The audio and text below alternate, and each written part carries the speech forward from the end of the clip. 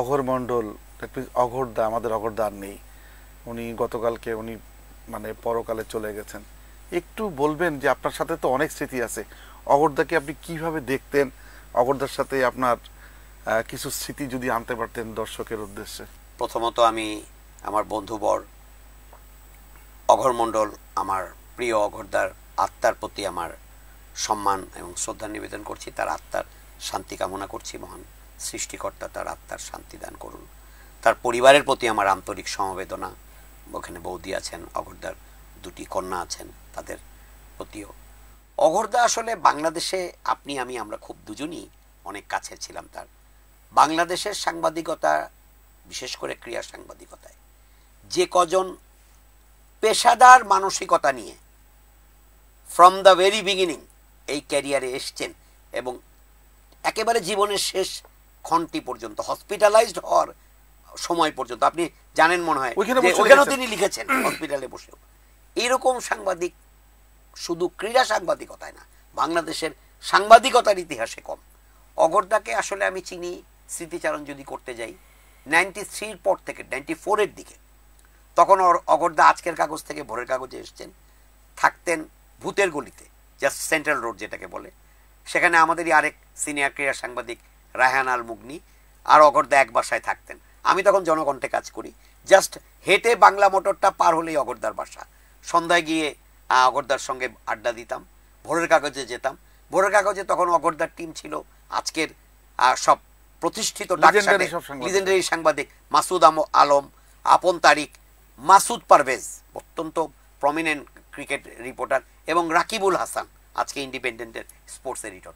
এদেরকে নিয়ে অঘোরদার টিম ছিল। অঘোরদার সঙ্গে আমার সম্পর্কটা শামীম পারিবারিকভাবে যুক্ত হয়ে গিয়েছিল। অঘোরদা একদম আমার আম্মার হাতের রান্না খেয়েছেন, আমি আবার ইনসিডেন্টলি অঘোরদার হাতের রান্না খেয়েছি। আমাদের ক্রীড়া সাংবাদিকদের মধ্যে আপনারটা ওপেন এক্সপোজ, সবাই জানে যে শামীম চৌধুরী খুব ভালো news Hunter, news presenter, at the same time খুব ভালো রাঁধিয়ে। অঘোরদাও কিন্তু খুব ভালো রাঁধতে পারেন। অঘোরদার রান্না খেয়েছি সেই 94-এ। আমি ব্যক্তিগতভাবে তাকে মনে করি, তিনি কালকে মোস্তফা মামুন একটা কথা বলেছেন, আমাদের এই মুহূর্তে দেশ রূপান্তরের এডিটর, আমাদের সবারই ভালোবাসা, হ্যাঁ তিনিও কলিগ ছিলেন ভোরের কাগজে। মোস্তফা মামুন লিখেছেন অঘোরদা আমাদের তার দেখা সেরা ক্রিকেট রিপোর্টার। নো ডাউট, হ্যাঁ আমি এই জায়গাটাকে সমর্থন করি। অঘোরদা হচ্ছেন থরলি প্রফেশনাল।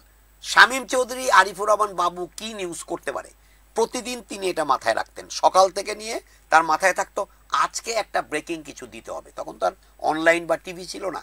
অঘোরদাকে আমি দেখেছি ঘন্টার পর ঘন্টা আবাহনী মাঠে গিয়ে স্টেডিয়ামের ক্লাব পাড়ায় ঘুরতেন, নিউজের জন্য অনেক ছোটাছুটি করতেন।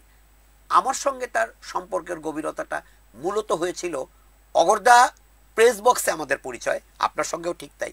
অঘোরদা প্রেস বক্সে খুঁটিয়ে খুঁটিয়ে প্রশ্ন করতেন, এবং ইনসিডেন্টলি অঘোরদা আমার পাড়ায় বিয়ে করলেন, ঠিক বৌদির আদি নিবাস আমাদের পুরনো ঢাকায়, আপনি যেখানে বলেছেন আমার পাশের গলিতে। তখন একটা অন্যরকম সম্পর্ক হলো, আমাদের বাসায় যেতেন। অঘোরদা একাধারে, আমরা অনেকে জানি না আজকে কিছু অজানা জিনিস যেগুলো হয়তো আমি আপনি জানি, আমাদের দর্শকরা জানেন না। অঘোরদা কিন্তু was a very good script writer. তিনি চলচ্চিত্রের স্ক্রিপ্ট লিখেছেন, চলচ্চিত্রের শর্ট ফিল্ম তৈরি করেছেন, তিনি সহকারী পরিচালক ছিলেন। তারপরে তিনি লাল সবুজের মাধ্যমে আমাদের শ্রদ্ধেয় ফরহাদ মান্নান টিটো ভাইকে আমরা যারা বলি, তার হাত ধরে তিনি আজকের কাগজে এসছেন, আজকের কাগজ থেকে ভোরের কাগজে, ভোরের কাগজ থেকে ধীরে ধীরে ধীরে ধীরে বিভিন্নভাবে তিনি টিভিতেও জড়িয়ে পড়েছেন। এবং আমার ব্যক্তিগতভাবে বলি, দুটো ঘটনা না বললে নয়। আজকে আমি যে টকশো করি, 2008 থেকে টকশো করছি। অঘোরদা একটা ব্যক্তিগত আড্ডায় একদিন বিয়ে যেতে বলেছিলেন, যে একদম তার ভাষায় বলি, আরে বাবু সাহেব খুব তো পটর পটর করেন, টকশো করতে পারবেন? অঘোরদা আপনি জানেন এভাবেই কথা বলতেন। তখন আমাদের শ্রদ্ধেয়, আপনার তো একদম বস ছিলেন, শ্রদ্ধেয় মরহুম আব্দুল হামিদ, বাংলাদেশের ধারাভাষ্যের আমি বলবো একক কিংবদন্তি, কারণ আমরা ছোট থেকেই ওনার কণ্ঠ শুনেই, ঢাকা স্টেডিয়াম থেকে আব্দুল হামিদ বলছি, এটা শুনেই কিন্তু আমরা মানে খেলাধুলার কমিটি শুনতে শিখেছি। সেই হামিদ ভাই একটা অনুষ্ঠান উপস্থাপনা করতেন চ্যানেল আইতে, সেই অনুষ্ঠানে আমার মধ্যস্থতাকারী হচ্ছেন অঘোরদা। আরও একটা মজার বিষয় হচ্ছে, অঘোরদা নিউজ হান্টার হিসাবে এত তুখর ছিলেন। আমি দুটো ঘটনা বলবো। 99-এ আমার জীবনের প্রথম বিশ্বকাপে অগরদা আমার রুমমেট ইংল্যান্ডে। সেখানে আজকে তিনি বাংলাদেশের অনেক সাংবাদিকের সঙ্গে পরিচিত, আমার আপনার সঙ্গেও। তখন পাকিস্তানের একজন সাংবাদিক ছিলেন যিনি নিউজিল্যান্ড হয়ে ইংল্যান্ডে এসেছেন কাজ করতে, কামার আহমেদ। এখন পাকিস্তান ক্রিকেটের মানে 1 নম্বর আর্কাইভ তাকেই ধরা হয়। কামার ভাইয়ের কাছ থেকে জাভেদ মিয়ান্দাদের টেলিফোন নাম্বার নিয়ে 99-এ আমরা তখন বাংলাদেশ সেন্টারে থাকি ওয়ার্ল্ড কাপ চলাকালীন। অগরদা আমার রুমমেট, তিনি জাভেদ মিয়ান্দাদের ইন্টারভিউ করে চলে এসেছেন, আমি জানি না। তো শামীম জানেন আমাকে, মোটামুটি আমার কাছের মানুষ যারা, কাছের বলয়ের অনেকেই জানেন যে ক্রিকেটে বাংলাদেশ যখন ওয়ার্ল্ড লেভেলে ছিল না তখন থেকেই আমি পাকিস্তানের সাপোর্টার ক্রিকেটে। তো এই সাপোর্টারটা এখনো আছে কম বেশি। পাকিস্তানের প্রতি একটা দুর্বলতা ক্রিকেটারদের নিয়ে একটু হয়েছে। আমার অফিস থেকে তখন আমি জনকণ্ঠে, আমার এডিটর ছিলেন তখন মরহুম তোয়াব খান সাহেব, তার প্রয়াণ ঘটেছে। আর আমার ইনচার্জ ছিলেন আরিফ রহমান শিবলি ভাই। শিবলি ভাই ঢাকা বাংলাদেশ সেন্টারে, আপনিও ছিলেন বাংলাদেশ সেন্টারে, তো ইন্টারকম ফোন আছে। হঠাৎ আমাকে বলা হলো যে বাবু ভাই ঢাকা আপনার জনকণ্ঠ অফিস থেকে ফোন। শিবলি ভাই ফোন করে বললেন, বাবু তুমি কি করছো? আমি বললাম আমি তো এখনো রুমে। বললো অগরদা তো জাভেদ মিয়ান্দাদের ইন্টারভিউ করেছে। তোয়াব ভাই নিজে ফোন নিয়ে আমাকে বলল, এই তুমি না বলো আমি পাকিস্তানের সাপোর্টার, জাভেদ মিয়ান্দাদের ইন্টারভিউ তুমি করলা, অগর তুমি করতে পারলা না, অগর করে ফেললো। অগরদা তাকে জিজ্ঞেস করলাম, অগরদা কখন করলেন? বললো রাত্রিতে আমরা যখন এসে ঘুমিয়ে পড়েছি, আমি কামার আহমেদ ভাইয়ের কাছ থেকে ফোন নাম্বার নিয়ে চলে গেছি এই জাভেদ মিয়ান্দারের ইন্টারভিউ করতে।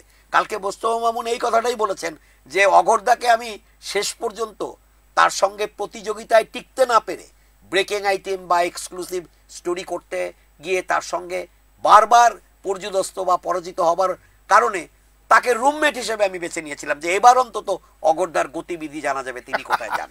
এবং অগরদাকে কিন্তু আরেকটা বিশেষায়িত করা হতো। আমাদের যারা সিনিয়র যারা ছিলেন আপনাদের, সেটা হলো ওনাকে ভূত রিপোর্টার।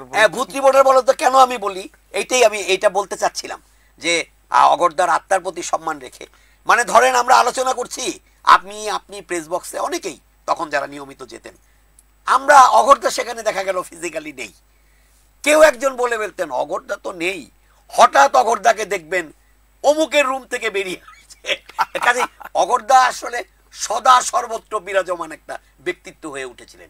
এবং আমরা যারা মানে একদম 90 দশকেই ক্রীড়া সাংবাদিকতা শুরু করেছি, আমাদের প্রত্যেকের জন্য অগরদা ছিলেন থ্রেট, মূর্তিমান আতঙ্ক। আজকে সকালবেলা, তখন তো অনলাইন টিভি ছিল না, আমরা পত্রিকা খুলতাম, আমরা সবাই পত্রিকা পেতাম, আপনি ইনকিলাবে আমি জনকণ্ঠে, 5টা 6টা 7টা করে পত্রিকা। আমি সবার আগে ভোরের কাগজ দেখতাম যে অগরদা কি লিখেছেন।